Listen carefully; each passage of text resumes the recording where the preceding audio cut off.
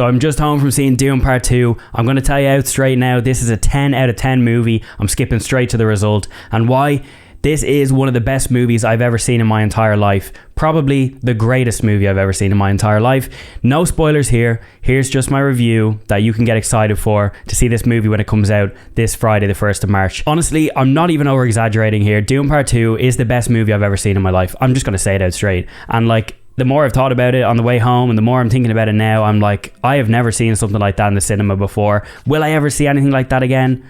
Hopefully when Dune Messiah comes out, but in this moment in time, I've just not seen something as beautiful, as engaging, as gripping, as heartbreaking as Dune Part 2. And I have to say, Timothée Chalamet excels in this role. He is great in Dune Part 1, but Jesus, he steps up to the plate in Dune Part 2. And I wouldn't be surprised if the Oscars come knocking on his door. That is how good he is, especially in the back half of this movie. He really steps it up a gear and is phenomenal.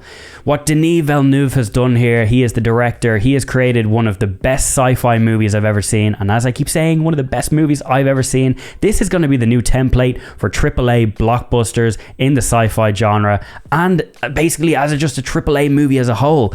The entire cast just brings their A game. They brought it in Part 1. They bring it in Part 2. Even the newbies bring it. Austin Butler as Feyd-Rautha Harkonnen is one of the best villains I've ever seen written on screen before. His introduction is so badass. You feel his like pure presence on screen every time he's there. He's menacing. He's crazy. He's psychotic. And I have to say, one of the best villains I've ever seen. I'm just putting it out there.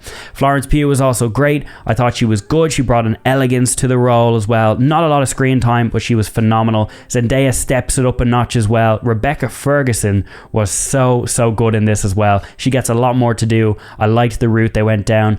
And one of the big things for me is Hans Zimmer's score, and it's just as great as ever. I wanted kind of similar to Dune Part 1, and I got that, but with so much extra new stuff, new sounds, new styles.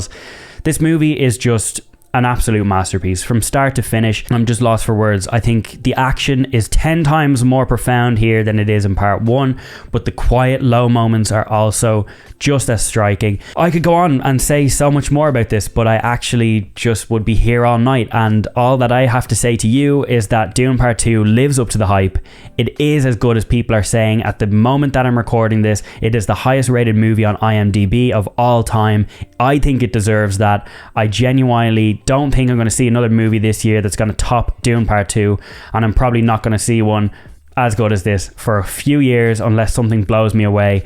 That is how much I loved this movie. I see no faults in it. I see no cons. This is a straight 10 out of 10. It's a 5-star experience, and this is why we go to the cinema. And I'm just absolutely blown away, and I'm speechless, and I'm going to go see it again on Thursday, so maybe I'll do another review and update you with my thoughts. But for now, all you need to know is that the hype is real. Believe that hype.